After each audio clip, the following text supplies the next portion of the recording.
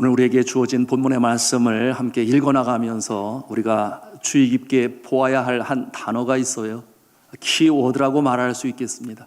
그것은 오늘 본문 가운데 16절에 언급하고 있는 일꾼이라고 하는 단어입니다. 여러분, 일꾼이라고 할 때에 이 꾼이라는 그 말이 이 인칭 대명사로 붙으면서 굉장히 좀 초라하게 만들지 않습니까?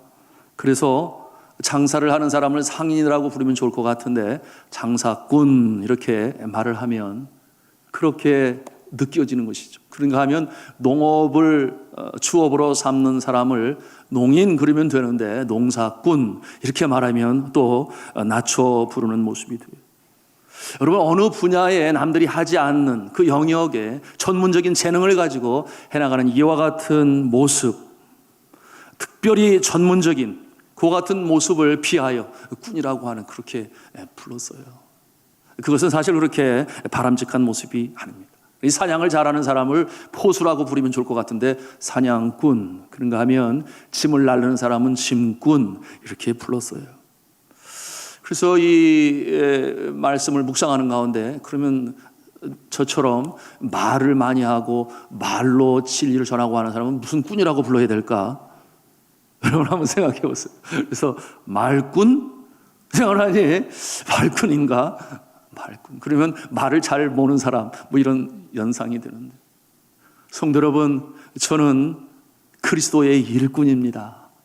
하나님의 일꾼. 오늘 바로 사도 바울이 그렇게 표현을 했어요. 나는 그리스도 예수의 일꾼, 그렇게 표현을 하고 있습니다.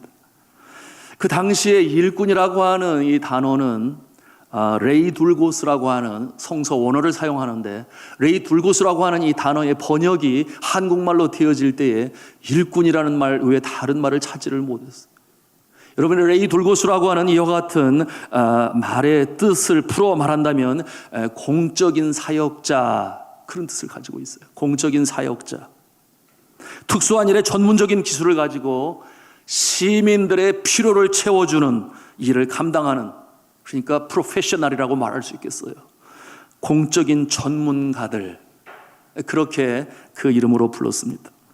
그 모습은 그 당시에 네 부류의 사람에게 이 레이둘고스라고 하는 이름으로 붙였는데요. 첫째는 신에게 제사를 드리는 사제를 말할 때, 두 번째로는 노래를 부르는 합창단원 또는 가수를 부를 때, 그런가 하면 횃불을 들고 달리기 시합 경주를 하는 그와 같은 운동하는 사람들에게, 경주자에게 또 그렇게 그 이름을 붙였습니다.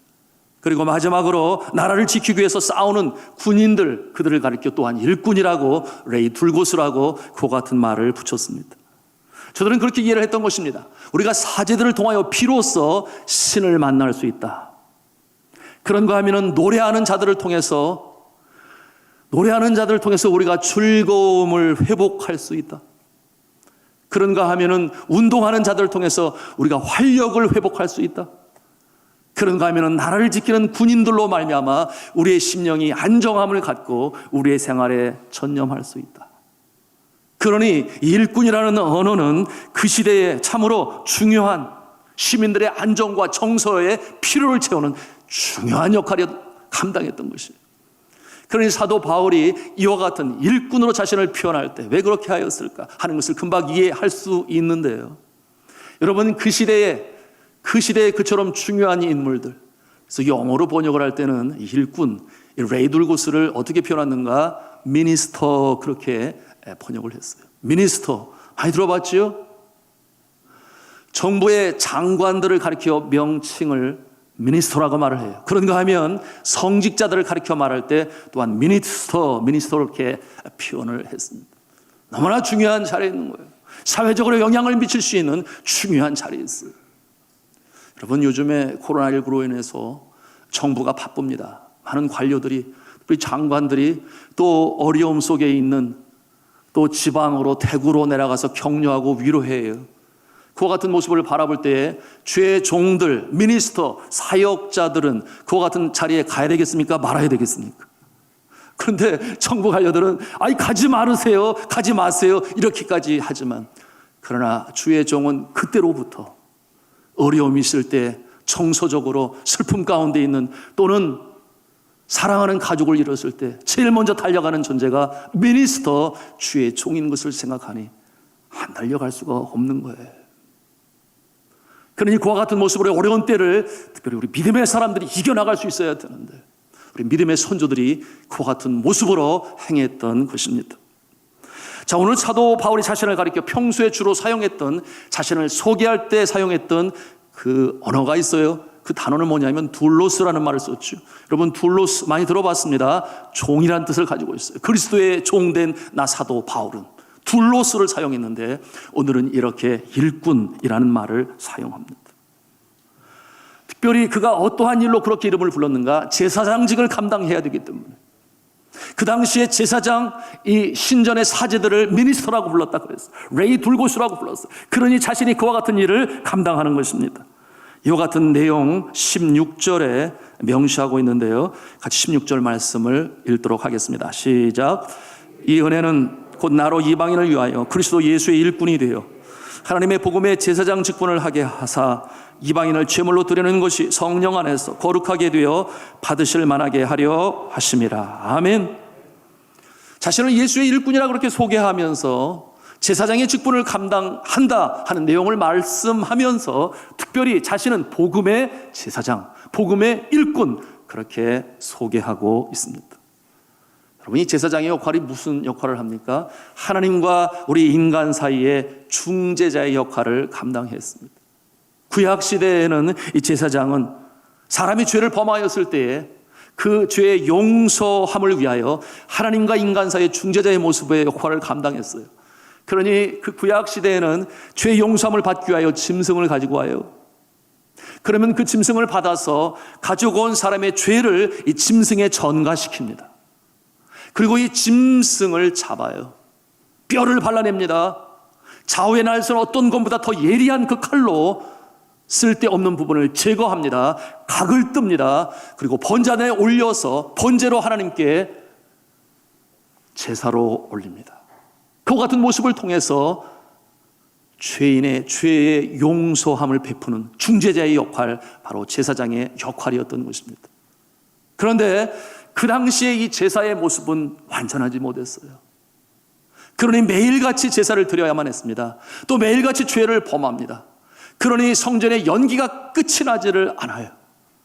그 같은 모습을 보면서 온전한 제사, 단번에 제물 되셔서 제사로 그 일을 해결하시려고 하시는 분이 계셨으니, 그는 저 천상에 계신 성삼일체 중에 바로 성자 하나님이신 예수 그리스도, 그가 친히 이 땅에 내려오셔서 바로 어린 양, 흠없는 어린 양, 친히 제물의 모습이 되시니 모든 인류의 죄를 그 몸에 짊어지시고 가장 극악무도한 사형수만이 언도받는 십자가의 형으로 멸시, 천대, 조롱, 채찍에 맞으시고, 그런가 하면 십자가에 달리셔서 손과 발에 못 박히시고 온몸에 물과 피를 다 쏟으시기까지 죄물로서 우리를 위하여 십자가에 달려 돌아가셨습니다.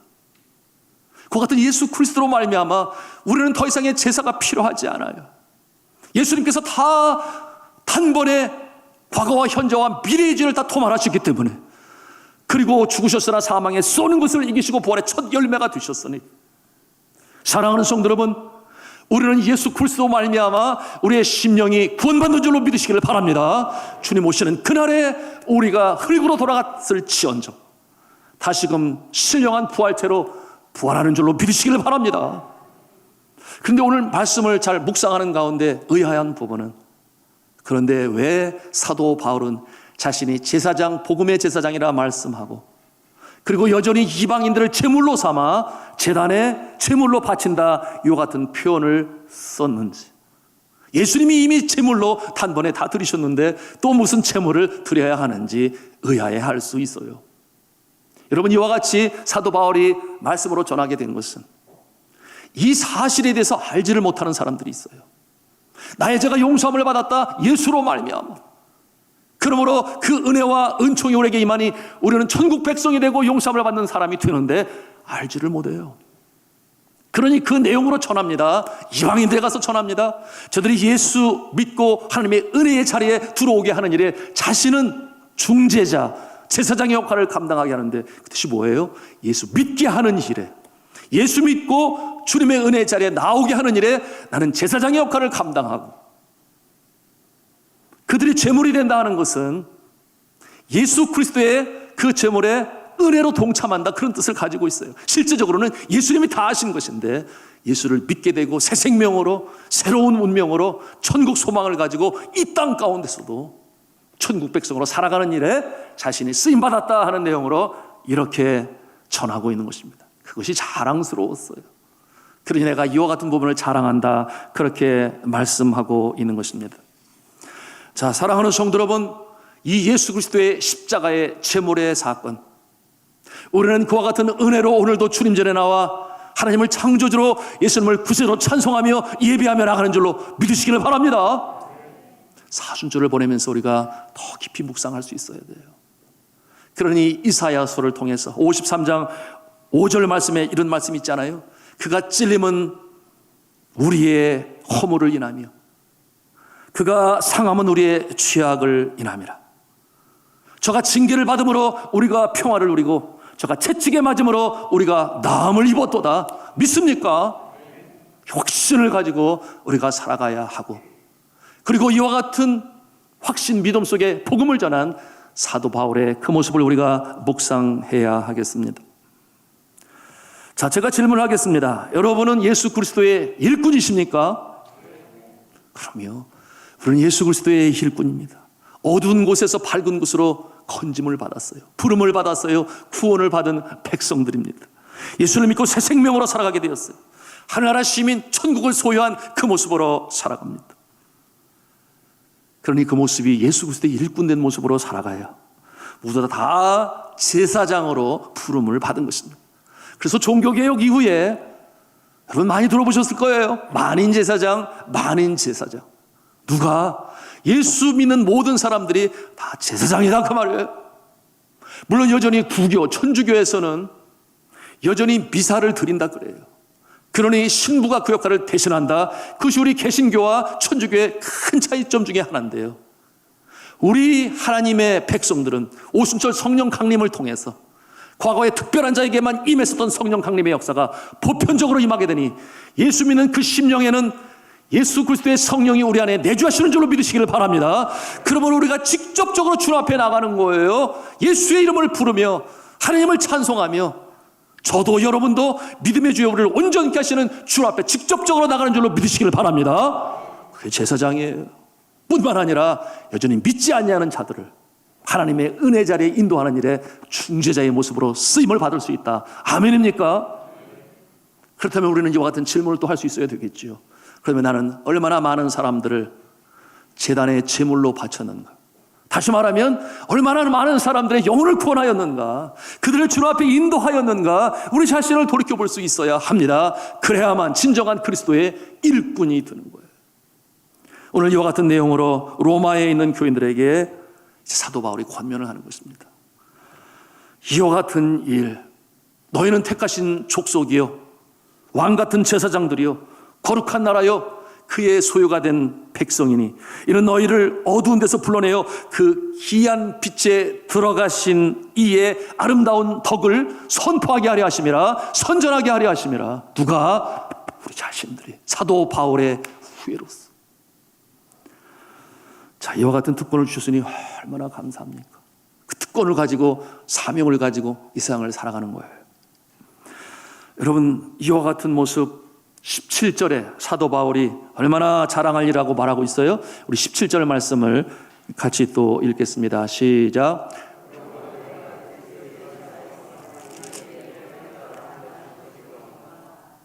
예, 자랑하는 것이 있거니와. 이 자랑이 뭐예요?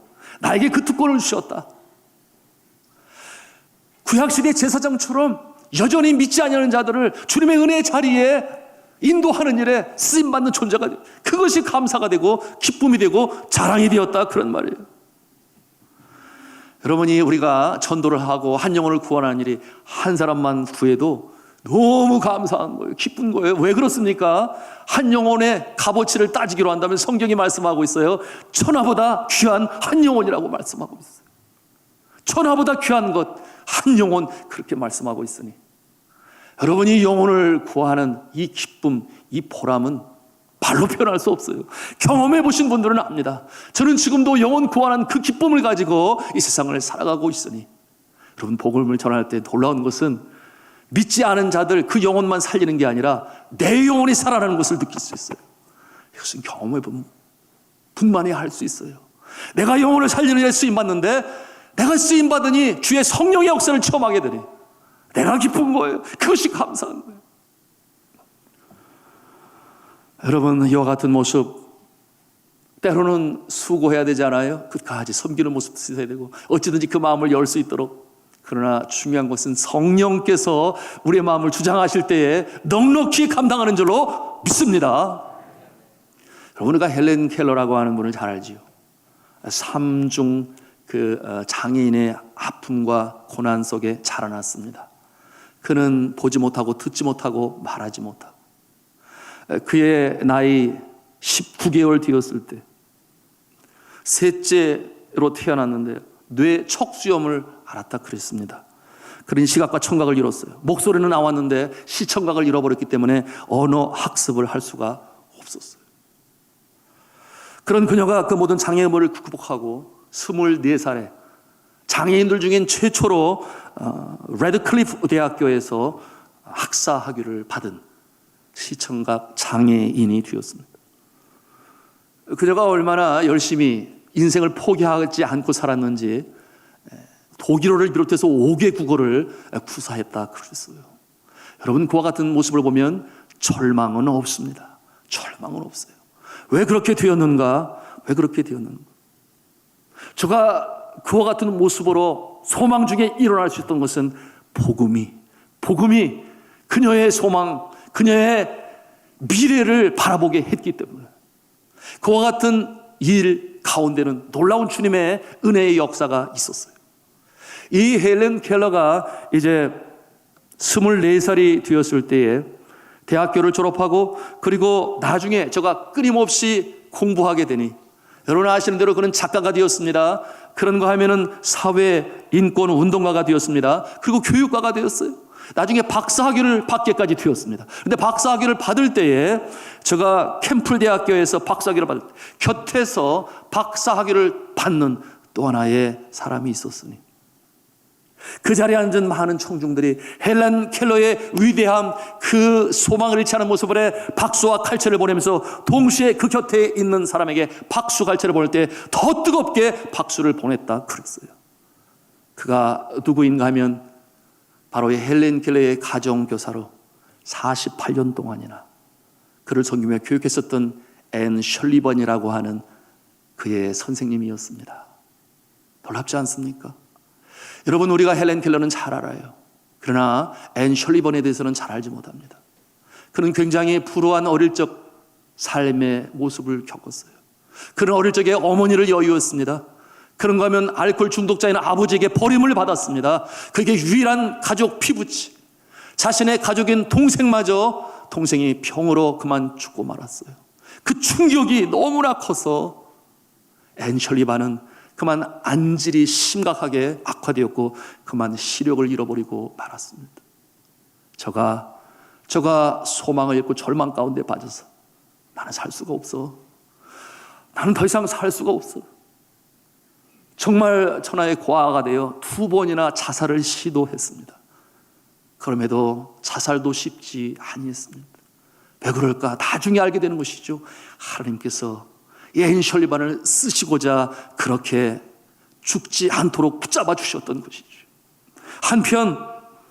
한편 이 헬렌 켈러를 둔 부모, 얼마나 그 마음이 안타깝겠습니까? 그처럼 어려움 속에 있는 딸이 제대로 성장했으면 좋겠다. 누구나 가질 수 있는 부모의 마음이에요.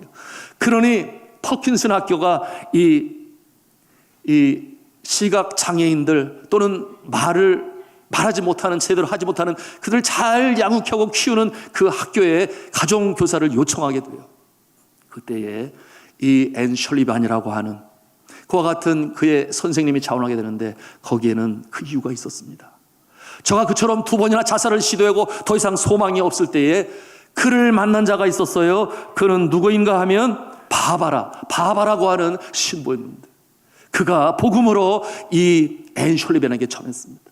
그리고 사랑의 본으로 그에게 소망을 심었습니다. 십자가의 사랑, 십자가의 복음을 이 앤 셜리반이 들었을 때 그의 마음에 한 줄기 빛이 비치는 듯 했어요. 그래서 더 이상 자살하는 것을 그치기로 하였습니다. 그리고 그 마음에 소망이 생겼으니 제가 열심으로 공부를 했습니다. 퍼킨슨 그 학교에서 6년 동안의 각고의 노력 끝에 열심히 공부하며 기도하게 되었으니 사랑하는 성도 여러분, 복음은 능력이 있는 줄로 믿으시기를 바랍니다. 제가 6년 만에 졸업하러 갈 때 최우등 학생으로 졸업하게 되었어요. 그러면서 그의 마음에 어떤 다짐이 있었는가?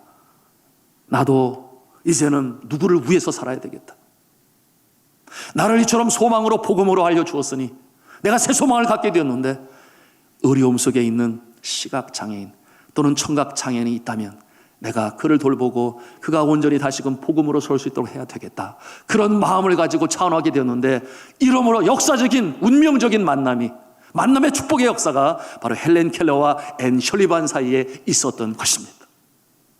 저가 주의 사랑으로 전하고 가르치게 되니 여러분, 헬렌 켈러가 여러 책을 쓰지 않았겠습니까? 거기에서 계속적으로 언급하고 있는 것이 앤 셜리반 선생님의 신앙의 본이었어요. 그 십자가를 닮은 사랑으로 인하여 이 헬렌 켈러도 다시금 일어서게 된 것입니다. 무슨 말씀입니까? 앤 셜리반은 오늘 말씀 그리스도의 일꾼과 같이 중재자가 되어 선한 중재자가 되어 복음으로 또 한 영혼을 그리스도의 제단 그 위에 올려놓는 그리스도의 일꾼의 역할을 감당할 수가 있었던 것이에요. 헬렌 켈러가 책을 쓰면서 굉장히 베스트셀러가 되었는데 첫 번째는 20살에 쓴 그의 회고록, 자신의 인생을 적은 책과 또 한 가지는 그의 인생 50살에 쓴 책이 있는데 그 책의 제목이 뭔가 하면 내가 사흘만 눈을 볼 수 있다면, 내가 3일만 눈을 떠서 누군가를 볼 수 있다면, 그 책이 그렇게 사람의 마음에 감동을 주었는데요. 그 책에서 이 헬렌 켈러는 뭐라고 기록을 했는가? 내가 눈을 떠서 3일만 볼 수 있다면 내가 제일 먼저 보고 싶은 사람이 있으니 그는 바로 나를 사랑으로 섬겼던 앤 셜리반 선생입니다. 그렇게 소원을 적었습니다. 사랑하는 성도 여러분, 우리는 이와 같은 모습을 통해서 한 영혼을 구한다고 하는 것이 얼마나 감사하고 보람있고, 그리고 그 일을 통해서 하나님은 나를 사용하신다는 것이 얼마나 큰 축복인지를 아시기를 바랍니다. 이처럼 전도와 선교는 너무나 중요한데요, 생명을 살리는 일이요, 영혼을 구하는 일이죠. 그런데 이와 같은 일이 내 능력으로 되어집니까? 그렇지 않아요. 많은 사람들이 그렇게 생각을 합니다. 나는 너무나 내성적이야, 그래서 사람들한테 내가 믿는 예수에 대해서 말하기가 너무 힘들어, 그렇게 말을 해요. 그런가 하면은 나는 아직 그 정도의 여건은 아니야, 내가 좀 더 사업에 성공하고 그러면 열심히 전도할 때, 뭐 그런 모습들도 있어요. 그러나 여러분, 그렇지 않아요. 여러분, 정말 중요한 것은 순종입니다. 내가 예수를 믿는 확신과 그리고 주의 말씀에 복음을 전하라고 하는 순종, 나아갈 때 누가 도우시는가? 하나님의 은혜로 이와 같은 일이 되어주는 줄로 믿으시기 바랍니다. 은혜로 되어줘요. 왜 그렇습니까? 하나님께서 택하신 백성들을 부르실 때에 주님께서는 누군가가 통로로 사용하기를 바라시는 것입니다. 하나님은 영이시니 우리가 알아들을 수 있는 언어로, 한국말로 복음을 전해야 되는데 누구를 쓰시겠냐, 그 말이에요. 바로 우리를 사용하시는데, 그러니 우리는 통로가 되는 것입니다. 이와 같은 내용으로 제가 18절에 이렇게 고백을 하고 있어요. 우리 18절 말씀 같이 또 읽도록 하겠습니다. 시작. 그리스도께서 이방인들을 순종하게 하기 위하여 나를 통하여 역사하신 것 외에는 내가 감히 말하지 아니하노라. 아멘. 이 말씀을 통해서 우리가 볼 수 있어요. 이 영혼을 구하고 살리는 일을 누가 했다고 하는 것입니까? 사도 바울입니까? 아니면은 예수 그리스도십니까? 오늘 말씀에 보면은 사도 바울처럼 보여주죠. 나를 통하여 역사하신 것. 그러나 이 문장의 주어를 찾으면 금방 알 수 있어요. 여러분, 이 구절의 첫 번째 나오는 주어가 뭐예요? 그리스도께서, 주님께서 하셨다. 그런데 누구를 통하여? 사도 바울을 통하여. 구원의 역사는 은혜로 주님께서 하시는 일이요, 그러나 이를 위해서 누군가를 통하여 사용하신다. 믿습니까? 그런 사도 바울이 그렇게 고백하지 않았어요? 누누이 신약 성경의 서신을 통해 나타나는 그의 고백. 여러분, 빌립보서 4장 13절 우리가 잘 알고 있는 말씀이 있어요. 우리 한번 같이 한 음성으로 따라하겠습니다. 내게 능력 주시는 자 안에서 내가 모든 것을 할 수 있느니라. 아멘이죠. 내가 모든 것을 할 수 있느니라. 나를 통해서. 그런데 예수 그리스도, 내가 그리스도 예수 안에서, 내게 힘 주시는 그 안에서 내가 모든 것을 할 수 있느니라. 그렇게 말씀하고 있으니, 여러분, 이와 같은 성령의 역사가 나타날 때 영혼을 살리는 모습이 나타나는 거예요.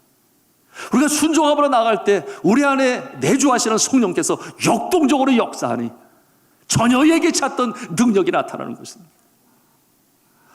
제가 선교사로 나가기 전에도 물론 복음 전하는 그 기쁨으로 살아요. 선교지도 마찬가지, 지금 돌아와서도 마찬가지.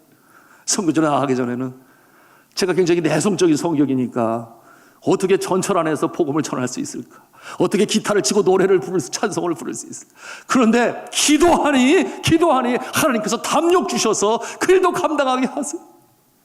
그런가 하면은 평신의 노크라고 들어가서는 단결 군인이 돼서 휴가 나와가지고, 그래서 또 복음을 전하고. 이게 내 능력입니까? 그렇지 않아요. 주님께서는 능력으로 주시니 그 같은 일을 이루게 하시고, 쓰임받는 것이 너무나 감사해서, 돌아오는구나. 그것이 너무 감사했어요.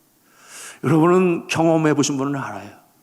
내가 복음을 전하여 주님 전에 나오고 예배당에 앉아 예배 드리는 모습은 뒷모습만 봐도 너무나 기분이 좋은 거예요. 감사한 거예요. 보람이 있어요. 그리고 믿음 안에 자라나는 모습을 보면 또 어떤 마음을 갖습니까? 저는 할아버지가 아직 안 돼가지고 잘 모르겠는데, 할머니가 안 돼가지고 잘 모르겠는데, 손주들 귀엽게 건강하게 잘 자라는 모습을 보면 기뻐요, 안 기뻐요? 너무 기뻐가지고 자랑하지 않고서는 견딜 수가 없어요. 세상에 핸드폰에 보니까 누구든지 다 가지고 있어. 동영상도 있고 재롱 떠는 모습, 그러면서 자랑을 하니까 재밌어요. 옆에 있는 분이 돈 내놓고 자랑하라고. 돈 내놓고 자랑. 영적으로 새롭게 태어난 새 생명으로 살아가는 그 모습을 볼 때 그 기쁨은 말로 할 수 없어요. 여러분, 내가 부자 되기를 원합니다. 이와 같은 기도를 하지만 진정한 부자는 누구인가? 천하보다 귀한 한 생명 구하는데 2명, 3명, 4명 가장 부유한 인생인 줄로 믿으시기를 바랍니다. 제가 국내에 들어와서 제일 먼저 전도 대상자는, 물론 이 롯데 1차 아파트에 계신 분들도 계시지만 제가 머리를 깎아야 되니까 여러분 아실 거예요. 그래서 이발소에 가서 이제 머리를 깎으려는 가운데, 지난 세월이 4년이에요 벌써. 자주 만나게 되니 얼굴도 익숙해지고 말도 편하게 하게 되고, 그래서 이 이발소 사장님하고 대화를 하는 가운데 세상 돌아가는 얘기뿐만 아니라 영적인 이야기, 교회의 이야기, 또는 다른 종교 이야기, 이런 이야기들을 하게 되었어요. 그런데 이분이 나름 영적으로 열려있는 모습임을 제가 알게 되었는데, 제가 성탄절이나 부활절에 좀 오셔서 칸타타다 그러니까 굉장히 좋은 날이에요. 선물도 좀 받아가시고 그러세요. 그랬더니 알겠어요, 갈게요.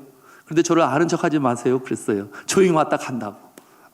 그리고서는 정말 참석하고는 했는데요, 그러면서 하시는 말씀이 지금도 기억이 나요. 제가 이래봬도요 4월 초파일에는 절에도 가고요, 그리고 성탄절에는 교회도 가요. 그렇게 얘기를 하시는 거예요. 그러니 무슨 말이에요? 이분이 영적으로 깨어있구나, 접촉점이 마련될 수 있겠구나, 그런 가능성을 제가 보았어요. 그러는 가운데 어느 날 저에게 이렇게 메시지가 왔습니다. 그 메시지는 무엇인가 하면, 안녕하세요 목사님, 가게는 문을 닫아야 할 것 같습니다. 제가 1년 정도는 쉬어야 돼요. 깜짝 놀랐죠. 그래서 연락을 취했더니 고향에 계시는 어머니가 편찮으시다고, 제가 내려가서 돌봐야 될 것 같다고 그렇게 말씀하는 거예요. 그래서 그대로 믿었지요. 그래서 언뜻 제 마음에 드는 생각은 그러면 내 머리는 누가 깎지? 이런 생각도 없잖아 스쳐 지나가게 되었습니다. 그런데 나중에 이런 메시지가 또 오게 되었어요. 알고 보니 암 2기 판정을 받게 된 것입니다. 청천벽력 아니겠습니까? 그러니 그 마음이 얼마나 놀랐겠어요. 그리고 또 연락이 왔습니다. 수술을 하고 항암 치료를 기다리는 중인데요, 공포심 때문에 정신이 하나도 없고 지금은 제 마음을 추스리려고 애쓰고 있는 중입니다. 제가 문자로 격려를 하고 기도합니다. 하나님이 사랑하세요. 그러니 복음으로 듣게 했지요. 그러던 어느 날 또 문자가 왔습니다. 내용이 이러했습니다. 오늘 병원 들어가는 날인데 결과에 탐담하려고 해도 정신도 마음도 어지럽고 산만합니다. 이 두려운 감정들을 어떻게 극복해 나가야 할지. 왜 이런 문자가 왔을까요? 항암 치료. 그것을 받을 때의 모습을 상상하니 그야말로 이제는 하던 일도 멈춰야 되고 이와 같은 두려움이 엄습을 했어요. 그러면서 제가 한 줄기 빛을 보는 내용이 거기에 쓰여 있는데 이렇게 쓰여 있더라고요. 교회 다니시는 분들은 마음들이 평안해 보이는데, 교회 다니시는 분들은 마음들이 평안해 보이는데, 전 그동안 아무것도 하지 않고 홀로 이기적으로 보낸 시간들이 후회스럽습니다. 목사님, 제가 용기를 잃지 않게 기도해 주세요. 제가 답신을 보냈습니다. 지금 어려운 때를 가고 계십니다. 그러나 이미 하나님께서 사랑하고 계십니다. 저에게 기도하라고 하십니다. 제가 기도합니다. 너무 염려하지 마세요. 그렇게 문자로 보냈습니다. 그리고 나서 그날 병원 방문을 마치고 다시금 오후에 연락이 왔는데 이런 내용으로 왔어요. 목사님, 감사합니다. 목사님 문자 받고 마음 다 잡고 병원에서 결과를 들었는데 항암 치료하지 않고 약물로 치료만 가능하다고 그렇게 진단을 받았습니다. 목사님, 하나님께서 기도에 응답하신 것에 감사합니다. 그렇게 연락이 왔어요. 감사하지요. 할렐루야죠. 그러니 그 마음에 어떤 확신이 왔어요? 그래, 하나님이 나를 사랑하시죠. 그러니 목사님의 기도를 들으시고 이렇게 응답하셨죠. 여러분, 이와 같은 상황에서 어떻게 되었습니까? 그 이유가 궁금하지 않아요? 저희 교회에 성도로 등록했지 않았겠습니까? 그리고 새신자 성경 공부반을 열심히 다니고 있지 않습니까? 그런가 하면 또 빚진 자의 마음을 가지고 저가 적지 않은 헌금을 드렸어요. 어려운 곳에 썼으면 좋겠다. 그래서 어려운 곳에 또 선교지, 또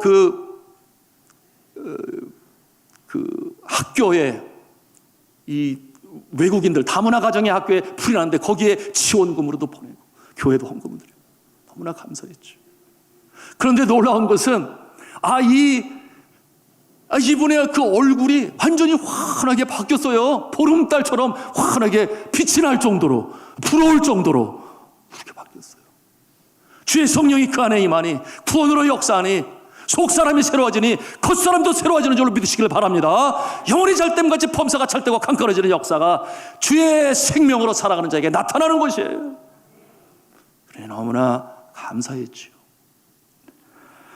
제가 왜 이런 얘기를 합니까? 제가 이것을 간증으로 드리는 것은 제 자신의 어떠한 내용으로 말하려고 하는 것이 아니라 누가 이 일을 이루어 가시는가? 하나님의 은혜로 성령께서 이루어 가심을 믿으시기 바랍니다. 성령께서 그 안에 내주하셔서 역사하시는 거예요. 우리가 이 기쁨과 확신을 가지고 복음을 증거할 수 있어야 되는, 사랑하는 성도 여러분, 하나님께서 여러분을 사용하시기를 바랍니다. 어떨 때 사용하세요? 순종하고자 할 때 주님께서 사용하십니다. 나도 부자가 되기를 바라는 간절한 마음으로 천하보다 귀한 한 영혼 구하는 일에 쓰임받기를 원한다. 그럴 때 주님께서 우리 심령 사용하신다, 그 말입니다. 사도 바울이 이와 같은 모습으로 오늘 19절 후반절에 뭐라고 말씀하는가 보니 일루리곤까지 그리스도의 복음을 편만하게 증거하였다, 그렇게 말씀하고 있습니다. 일루리곤이 어딘 줄 아셔요? 오늘날의 유고슬라비아, 알바니아 얼마나 멀어요? 거기까지 가서 복음을 전해 교통수단이 없는 그때에 왜 그렇겠습니까? 한 영혼이 예수 그리스도를 영접하고 하나님의 은혜 자리에 서는 그 모습을 볼 때 그 기쁨이 말로 할 수 없는 거예요. 너무 좋고 너무나 기쁜 거예요. 그러니 결혼도 하지 않아요. 그 사명을 가지고 선교사의 모습으로 사는 그 모습 아니겠습니까? 그런가 오늘 말씀해 보니까 또 뭐라고 그랬어요? 이미 복음이 들어간 지역은 내가 가지 않는다. 그 20절에 있는 말씀인데 그게 무슨 말이에요? 사도들이 이미 가서 복음을 전한 그곳에는 내가 가지 않는다. 그래서 일루리곤까지 가게 된 거예요. 복음이 들어가지 않은 그곳까지, 먼 곳까지 가게 되었으니. 성도 여러분, 우리 산돌중앙교회가 선교하는 교회로 지금까지 40년을 오면서 그와 같은 원칙을 세웠어요. 복음이 들어가지 않은 곳에 우리 선교사를 보낸다. 그래, 처음 선교는 필리핀인데 필리핀의 다른 곳은 다 복음화가 되었는데 이 산지족 아이타 부족은 여전히 미존도 종족에 등재되어 있으니, 그래서 산지족 아이타 부족을 향해서 나간 것 아니겠습니까? 왜 복음에 대해서 듣지를 못했으니. 그런데 저들이 미존도 종족에서 전도 종족으로 바뀌었으니 할렐루야 아니겠습니까? 산돌중앙교회 성도들의 간절한 기도와 보냄을 받은 선교사에 의해서 저들이 9만여 명의 아이타 부족이 이제는 전도 종족이 되고, 너무 감사해요. 그와 같은 모습으로 이집트로 갔지요, 네팔로 갔지요, 중국으로 갔지요, 대만으로 갔지요. 이제는 어딥니까? 캄보디아로 또 우리 선교사를 보냈죠. 이와 같은 모습은 하나같이 기독교가 5% 미만인 나라에 우리의 선교사를 보내는 것입니다.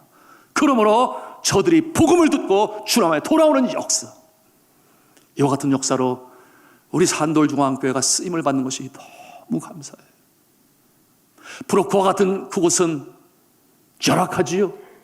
풍토병의 위협과 테러리스트의 위협 속에 있으나, 그러나 이 사도 바울의 선교의 정신을 가지고 오늘은 이곳에서 전도하고 땅끝까지 선교사를 보내서 선교하게 하고, 이와 같은 모습이 지난 40년간의 우리 산돌중앙교회의 역사임을 바라보면서 먼저 떠나신 우리의 믿음의 선조들 부끄럽지 않은 모습으로 산돌의 선교의 역사의 정신을 계승해 나가실 수 있는 저와 여러분 다 되시기를 주님의 이름으로 축원합니다. 그리고 우리 자신들이 순종함으로 오늘은 민족, 내일은 세계, 우리 주변의 가정의 구역을 통하여 이웃들에게 복음을 증거하는 일에 귀하게 쓰임받는 존재. 그러므로 우리의 심령이 소생하고 그 기쁨으로 그 능력으로 성령의 역사심을 체험하며 살아가시는 사랑하는 우리 산돌의 성도님들 다 되시기를 주님의 이름으로 축원합니다.